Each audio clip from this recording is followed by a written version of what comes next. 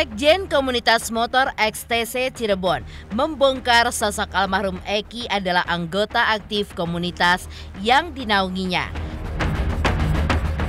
Tak hanya itu, Sekjen XTC ini pun juga mengungkap tabiat Eki selama menjadi anggota klub XTC. Meski demikian, ia pun juga mengungkap jika komunitas motor XTC selama ini selalu melakukan aktivitas positif.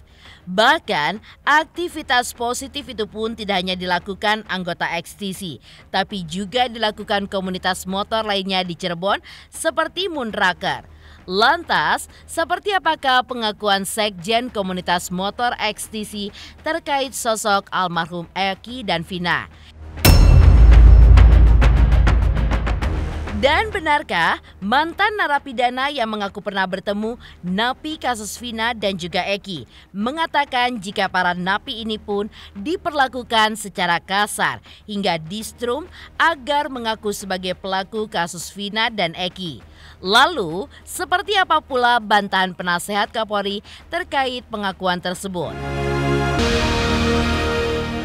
Pemirsa, bersama Intens Investigasi, kami hadirkan kabar terkini, terpercaya, dan teraktual. Tetapi sebelumnya, jangan lupa untuk like, subscribe, dan juga share channel YouTube ini.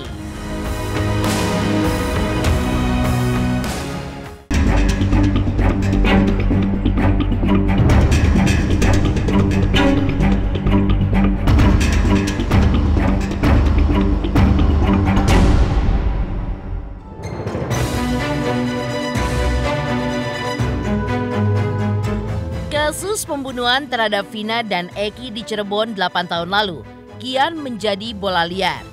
Ya, Sekjen Komunitas Motor XTC Reno Sukriano mengaku jika almarhum Eki adalah benar anggota komunitas motor yang digawanginya. Ia pun juga menuturkan jika almarhum Eki adalah anggota yang aktif, termasuk melakukan kegiatan mingguan. Selain itu, ia pun juga mendengar dari anggota komunitas di lingkup yang lebih kecil jika almarhum Eki adalah anggota yang susah diatur. Lantas benarkah jika almarhum Eki ketika itu sering mendapatkan sanksi dari komunitas motor XTC sesuai aturan organisasi? Ya, pertama memang organisasi kami berbelasungkawa atas meninggalnya salah satu member kami yang kemudian telah diputuskan oleh pihak pengadilan bahwa terduga pelaku yang kemudian jadi terpidana ini sudah 8 orang. Dan kemudian ada DPO, 3 berdasarkan putusan pengadilan dan kemudian 1 berdasarkan rilis dari Polda Metro Jaya. Alhamdulillah saat ini kemudian sudah tertangkap walaupun kita juga belum bisa memastikan bahwa itu adalah memang pembunuh dari salah satu member kami. Ya, kami meminta kepada pihak kepolisian dan pihak-pihak lain yang memang mengetahui keberadaan para DPO ini untuk segera menyerahkan diri dan atau menyerahkan kepada pihak yang berwajib untuk dilakukan proses hukum lanjutan seperti itu. Aktif. Maksudnya aktif ini dalam artian ikut kegiatan mingguan atau? Yes, dia punya kegiatan mingguan seperti itu.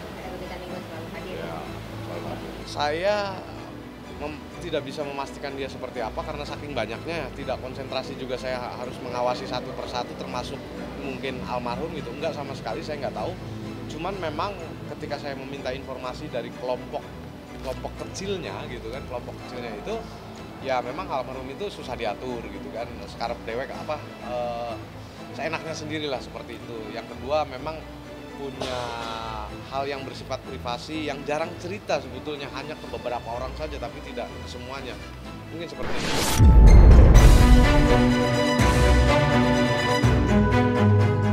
Selain itu, Reno Sukriano juga membantah terkait kabar mengenai dugaan keterlibatan komunitas motor XTC Cirebon di balik kasus kematian Vina dan Eki, serta memiliki masalah dengan komunitas motor Moonraker. Karena itulah, Reno justru mengungkap fakta yang sebenarnya mengenai hubungan dua komunitas motor, yaitu XTC dan juga Moonraker. Lalu, benarkah komunitas motor XTC dan Moonraker memiliki hubungan yang baik sejak lama, di mana kerap melakukan bakti sosial di kota Cirebon? Lantas, seperti apakah cara komunitas motor XTC dan Moonraker ketika menyelesaikan masalah jika di antara anggotanya ada yang terlihat bentrok? Pada tahun 2016 itu sebetulnya XTC sedang gencar-gencarnya melakukan hubungan dengan organisasi lainnya yang dianggap rival, yang dianggap sering oleh masyarakat itu sering berperang dan lain sebagainya. Kita sedang mencoba menjalin dan melakukan kerjasama dengan organisasi-organisasi lain. Contoh dengan Moonraker, dengan GBR, atau bahkan dengan Konak gitu. Kita lakukan upaya untuk kerjasama untuk menghindari hal-hal yang dipandang memang sangat berbahaya di jalanan seperti itu. Ya, di tahun itu sudah terjalin kita. Contoh misalkan kemudian melakukan sholawatan bersama, kemudian bakti sosial membagikan santunan terhadap anak yatim, gitu sering kita lakukan. Beberapa kali ya, bukan sering ya, beberapa kali kita lakukan. Betul. Bahkan kita punya bukti-bukti lah, bukti-bukti di media sosial dan sebagainya. Kita juga pernah rapat bersama untuk melakukan kegiatan sama, apakah itu bersih-bersih bareng, apalah pokoknya gitu. Kegiatan-kegiatan yang kemudian melibatkan 2 atau lebih dari organisasi yang ada, yang kemudian masyarakat lebih menyebut mereka itu geng motor, padahal nggak ada sama sekali. Oh ya, memang betul di organisasi saat ini gitu kan, XTC yang kemudian sudah menjadi organisasi kemasyarakatan. Memang ada aturan organisasi yang melarang beberapa hal kegiatan yang bersifat negatif atau yang bersifat melawan hukum. Kita mencegah itu. Apabila kemudian ada sanksinya, pasti ada dari organisasi itu. Hal senada juga diungkapkan oleh Ketua Komunitas Motor Moonraker Indra Budi Lesmana. Ya, dirinya pun juga membenarkan bahwa komunitas motor Moonraker kerap melakukan hal positif bersama klub motor lainnya di Cirebon, termasuk XTC, seperti bakti sosial, donor darah, dan juga menyantuni anak yatim. Selain itu, menurut Indra, kabar kasus kematian Vina dan Eki 8 tahun lalu yang dikaitkan dengan komunitas motor mereka sangat merugikan nama baik pihaknya. Kami lakukan adalah bagaimana organisasi ini terus melakukan kegiatan positif, karena kami selalu melakukan kegiatan sosial. Setiap wilayah yang menurut anggota kami banyak nih, kita ayo kerja bakti bareng untuk kegiatan donor darah, santunan anak yatim, semua. Makanya kalau berasumsi terkait Vina ini muncul membawa nama Moonraker, loh, kita yang baiknya kemana gitu loh. Munculkan juga dong. Jangan satu kesalahan menghilangkan 1000 kebaikan. Pernah bareng, yaitu waktu acara Palestina di Balai Kota. Bukan kemarin, tahun 2015. Iya, maksudnya kemarin kan udah tahu. 2015 kita udah bareng. Karena 2012 itu awal kami dekat menjalin untuk kota Cirebon. Karena kami udah melakukan hal kegiatan bareng yang positif gitu loh. Komunikasi dengan yang dituakan di organisasi. Kita hubungan baik lah, sangat dirugikan. Karena di mata masyarakat dikiranya benar gitu. Yang muncul ya, berita yang muncul itu dikaitkan dengan organisasi kami. Dari ada keterlibatan gitu, padahal tidak ada sama sekali. Semua saya kumpulkan waktu itu dari yang dituakan lah. Kita itu kan memang bukan geng motor ya, komunitas. Kami karena memang legalitas kami ini Moonraker di IMI, Ikatan Motor Indonesia. Dan kami selalu melakukan kegiatan positif. Tidak pernah namanya untuk, apalagi kalau malam ya, di jalanan gitu. Kalau tidak ada sama sekali kegiatan, tidak ada yang namanya untuk di jalanan pakai atribut, itu tidak ada.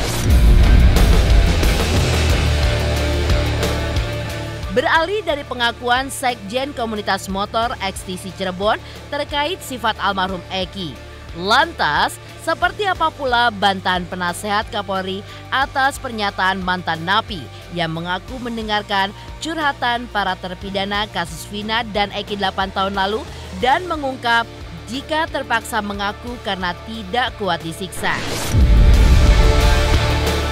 Pemirsa Intens Investigasi, jangan lupa saksikan terus Intens Investigasi. Dan pastikan jangan lupa untuk like, subscribe, share, dan komen.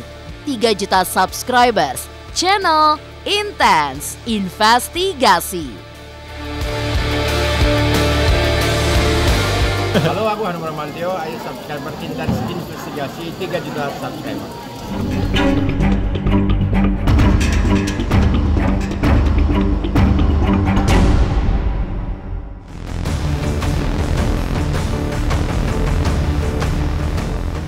Pro kontra di balik kasus kematian Vina dan Eki di Cirebon 8 tahun lalu kini semakin tidak terbendung.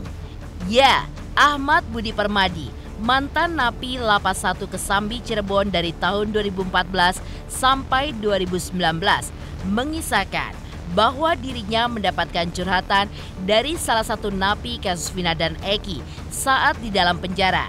Berdasarkan curhat napi tersebut, dirinya bukanlah pelaku di balik kasus kematian Vina dan juga Eki, namun dipaksa untuk mengaku dengan berbagai siksaan berupa kekerasan seperti disetrum oleh oknum kepolisian saat menjalani proses penyelidikan. Selain itu, ia pun mengisahkan bagaimana proses ia ditangkap saat sedang nongkrong bersama rekan-rekannya sepulang kerja sebagai buruh bangunan ketika itu. Tak hanya itu, mantan napi itu pun juga mengungkapkan kesaksian bahwa selama hidup di penjara, para terpidana kasus pembunuhan Vina dan Eki pun merasa tertekan batinnya. Bukan lantaran kondisi penjara yang penat, melainkan karena mereka terpaksa menjalani hukuman atas suatu tindakan yang tidak pernah mereka lakukan. Pada tahun 2016 itu datang napi baru, kelompok yang dari pembunuhan Vina tadi. Nah, saya ngobrol, orang Cirebon mana orang Cirebon, kumpulin. Kalau saya orang Cirebon, oh kamu orang Cirebon. Nah, saya menanyakan, kamu kasusnya apa nih? Pembunuhan Bi. Oh, apa nih? Tapi saya bukan pembunuh. Itu dari ke-7 orang tadi duduk bareng sama saya cerita. Saya itu bukan pembunuh, Bi. Loh, gimana bukan pembunuh? Sementara kamu sudah divonis. Sejauh mana pembelaan Anda dalam proses tadi? Saya ngomong seperti itu. Dia mengatakan, kronologisnya begini, saya minta dengar sebab kronologis yang Anda dapatkan seperti apa. Dia bicara kronologisnya. Pada waktu itu saya pulang kerja, semua itu adalah buru-buru bangunan. Ada yang jadi kuli, ada jadi tukang cat, dan yang lainnya. Dan itu orang-orang teman-teman yang satu kampung.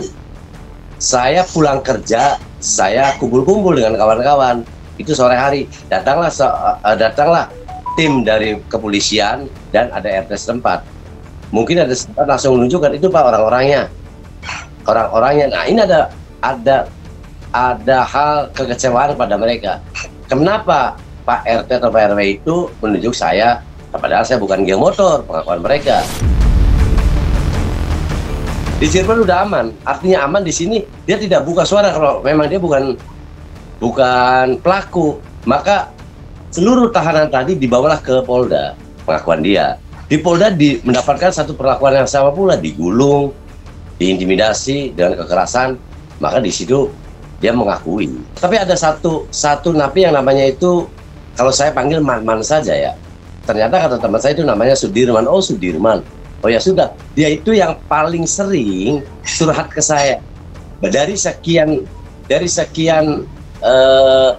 satu timnya dia itu, satu geng bahasa penjaranya apa ya, NAP, satu NAP-nya dia tuh cuma dia sendiri. Bahkan kalau Sudirman itu sering main ke blok Tamping, dan selalu dia bercerita. Cuma saya kan masih nggak percaya saja. Seperti ini prosesnya. Proses penyiksaan itu bukan di dalam penjara ya, tapi proses BAP-an dari awal. Saya kenal dia dalam penjara itu dalam kondisi sehat, bugar.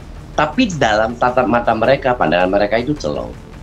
Kayak ada satu penyesalan. kenapa saya harus menanggung nasib seperti ini, sementara mereka itu bukan pelakunya. Itu.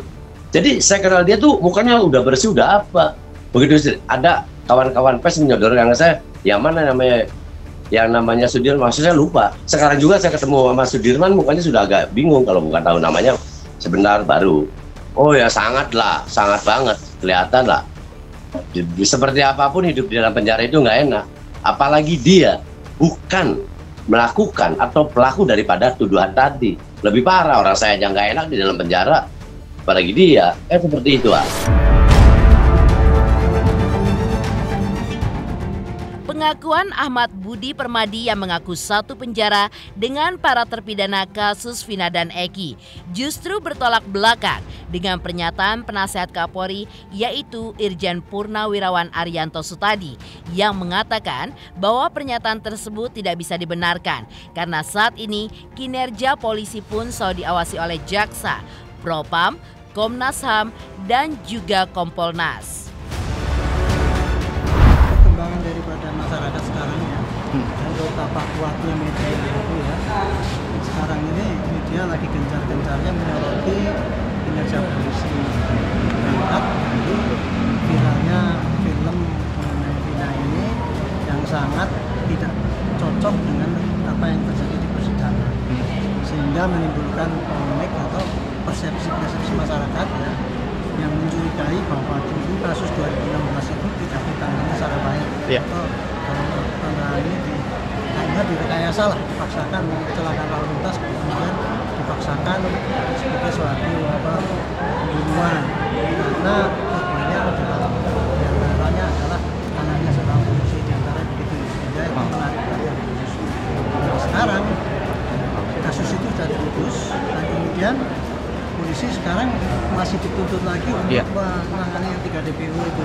Tapi dari DPO 3 itu polisi kemudian hanya menentukan 1 karena yang lainnya dicabut keterangannya, sehingga sekarang memfokuskan pada 1 ini. Mungkin cerita dia benar, tidak dibuat-buat ya. Tapi pengakuan yang kayak gitu itu ya, saya sebagai penyidik dan 50 tahun saya bekerja dari polisi, itu pengakuan yang saya dicabut kukunya, diinjek-injekin supaya itu udah biasa dilakukan. Saya dulu pernah ngalami kayak gitu. Saya meriksa orang ya, saya tangkap 12 orang dari Maluku sana, saya terbangkan pakai pesawat, kemudian saya periksa sendiri. Saya waktu itu udah Brigjen, saya periksa 12 orang itu, meriksanya di depan aula itu di dalam ruang rapat. Satu diperiksa, yang lain melihat sini, bergiliran sampai selesai jam 12 malam. Sebulan kemudian dia lapor ke Kompolnas, ke Komnas HAM, ke PM, bahwa Pak saya ngaku akan dicabuti kukunya. Lawang saya yang meriksa kok. Saya panggil Komnas HAM, silakan Pak dengar itu keterangannya pengacara yang lihat waktu saya periksa dia. Dari situlah saya menarik kesimpulan orang yang begitu tuh kok zaman dulu memang banyak tuh polisi atau pakai gitu ya, zaman Belanda apalagi. Tapi kok sekarang setelah kuat itu kita diawasi kok oleh jaksa, oleh propam, oleh Komnas HAM, oleh Kompolnas. Itu saya kira cerita kayak gitu biasa. Tapi mungkin ya benar, silakan aja untuk koreksi polisi itu ke dalam. Kalau saya sih setiap orang boleh berpendapat. Ya saya juga boleh juga mencurigai itu kesaksian karena kesaksiannya sangat luas.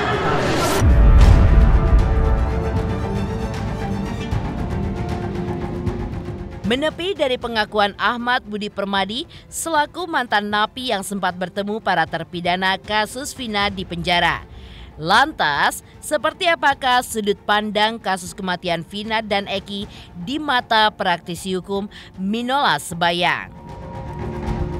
Pemirsa Intens Investigasi, jangan lupa saksikan terus Intens Investigasi. Dan pastikan jangan lupa untuk like, subscribe, share, dan komen. 3 juta subscribers, channel Intens Investigasi.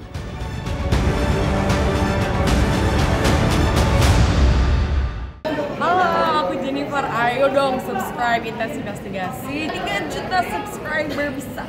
Semangat.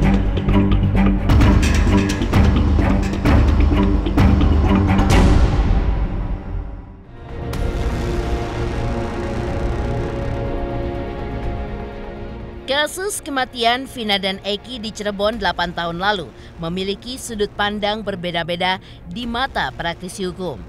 Ya, Minola Sebayang melihat jika kasus kematian Vina terlihat begitu alot dan juga rumit.